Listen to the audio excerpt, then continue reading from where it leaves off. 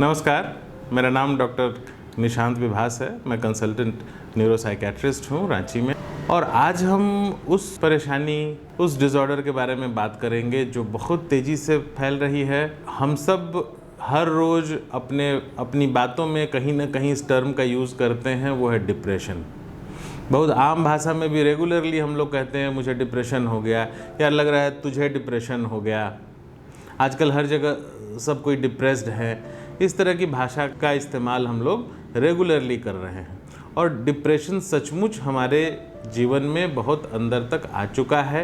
एक बहुत बड़ी जनसंख्या डिप्रेशन से पीड़ित है। और सर्वेज में हम जितने डिप्रेशन के पेशेंट्स पाते हैं वो एक टिप ऑफ द आइसबर्ग है। बहुत सारे लोग सोसाइटी में अपनी परेशानी को समझते नहीं हैं, व्यक्त नहीं कर पाते हैं, और डिप्रेशन बहुत तेज़ी से फैलता जा रहा है। सबसे पहले हमें ये जानने की ज़रूरत है कि डिप्रेशन क्या है, और डिप्रेशन के बारे में जो भ्रांतियाँ, अंधविश्वास, मिथ्स हमारे बीच फैले हुए हैं, उनके बारे में हमें जानना बहुत ज़रूरी है। डिप्रेशन क्या है, इससे पहले मैं बताऊंगा कि कौन सी चीज़ें डिप्रेशन नहीं है।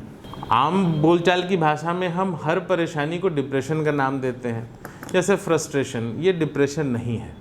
आपने कुछ लूज़ किया, रिज़ल्ट ख़राब हुआ, लाइफ में कोई परेशानी हुई, कठिनाई हुई, ये डिप्रेशन नहीं है। दुखी होना डिप्रेशन नहीं है। दुखी होना नॉर्मल लाइफ का एक पार्ट है। फ्रस्ट्रेट होना एक पार्ट है।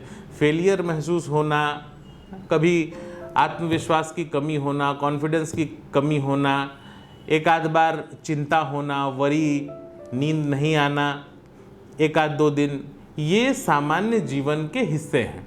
जब तक हम ये नहीं जानेंगे कि सामान्य क्या है और कहाँ ट्रीटमेंट की ज़रूरत है, तब तक जिन लोगों को ट्रीटमेंट की ज़रूरत है हम उनका ट्रीटमेंट नहीं कर पाएंगे।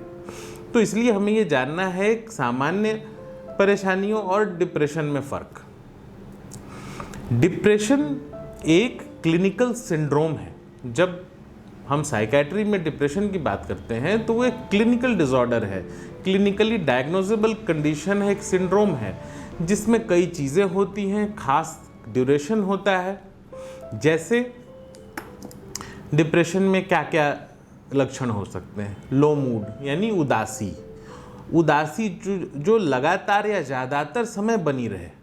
दूसरी चीज़ लैक ऑफ इंटरेस्ट, जिन चीज़ों में पहले आपकी रुचि थी, उत्साह था, जो चीज़ें आपको अच्छी लगती थी, उनमें इंटरेस्ट का लूज़ कर जाना।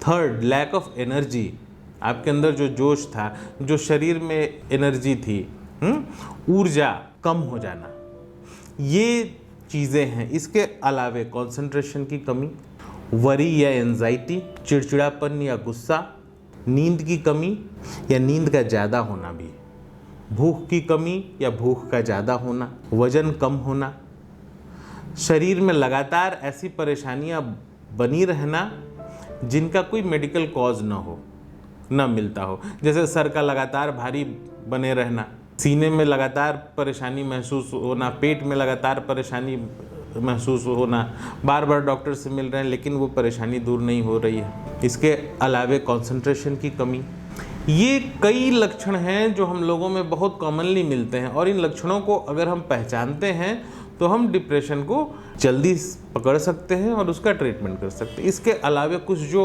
बहुत गंभीर सिम्टम्स हैं वो हैं भविष्य के प्रति होपलेसनेस, यानी निराशा, हेल्पलेसनेस, यानी अकेलापन, मेरा कोई नहीं है, मुझे कोई हेल्प करने वाला नहीं है, वर्थलेसनेस, मैं किसी लायक नहीं हूँ, कोई मेरे साथ, मैं कुछ करने में सक्षम नहीं हूँ। ये तीन जो हैं, ये तीन वो थॉट्स हैं जो लोगों के अंदर आते हैं। इसके अलावे जीवन में रुचि का खत्म होना, कई बार जीवन को ख़त्म करने का विचार आना, सुसाइड जैसी चीज़ें आना, अगर सुसाइड की बात नहीं आना तो भी डेथ विश जैसी चीज़ें, जैसी बातें दिमाग में आना कि अगर मैं नहीं होता तो शायद ज़्यादा अच्छा होता। तो डिप्रेशन एक ऐसी अवस्था है जिसमें इंसान घिरा हुआ महसूस करता है चारों तरफ से, उसे कोई रोशनी दिखाई नहीं देती है, चारों तरफ अंधेरा दिखाई देता है, भविष्य में अंधेरा दिखाई देता है, अब कुछ नहीं हो सकता है, इस तरह की फीलिंग आती है। ये डिप्रेशन है।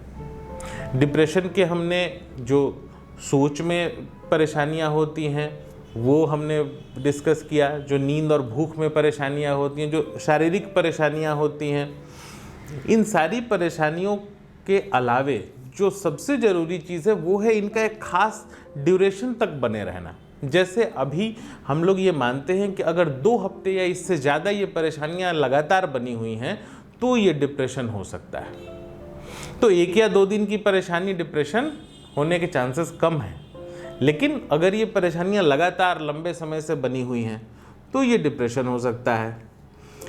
इसके बाद तीसरी जो इम्पॉर्टेंट चीज़ है वो है कि इसका आपके जीवन पर क्या असर पड़ रहा है। ये लक्षण कितने गंभीर हैं इसका पता हमें तभी चल सकता है जब इनका आपके जीवन पर, आपके पर्सनल, प्रोफेशनल या आपके सोशल लाइफ पे क्या असर पड़ रहा है, आपके व्यक्तिगत जीवन पे, आपके सामाजिक जीवन पे या आपके कामकाज पे। इसका आपकी पढ़ाई लिखाई, कामकाज, घर के कामकाज, जो भी आपके कामकाज हैं उस पर क्या असर पड़ रहा है। अगर असर खराब पड़ रहा है, आप अपना कामकाज नहीं कर पा रहे हैं, लोगों से मिलजुल नहीं पा रहे हैं, तो ये डिप्रेशन के लक्षण हो सकते हैं। ये चीज़ें मिलकर डिप्रेशन के लक्षण, उसका लगातार लंबी अवधि तक बने रहना और उसका आपके जीवन पर असर, प्रतिकूल प्रभाव, ये तीनों चीज़ें मिलकर डिप्रेशन बनाती हैं। तो हमें इस बात का ध्यान रखना है। अगर आपके आसपास ऐसे लोग दिखते हैं या आपके आसपास किसी के व्यवहार में आप परिवर्तन देख रहे हैं कि वो चुप हो गया है या चिड़चिड़ा हो गया, उसने लोगों से बात करना कम कर दिया है, नींद की परेशानी है, घर में कोई फैमिली मेम्बर रात को लगातार सो नहीं पा रहा है, या चीज़ों के बारे में निराशाजनक बातों का इस्तेमाल कर रहा है, भविष्य के बारे में निराशा भरी बातें बोल रहा है, तो ये डिप्रेशन हो सकता है। ऐसी स्थिति में हमें उस व्यक्ति से बात जरूर करनी चाहिए और एक सकारात्मक कदम उठाना चाहिए ट्रीटमेंट के लिए, उसके लिए, ताकि समय रहते हम मदद कर सकें। धन्यवाद।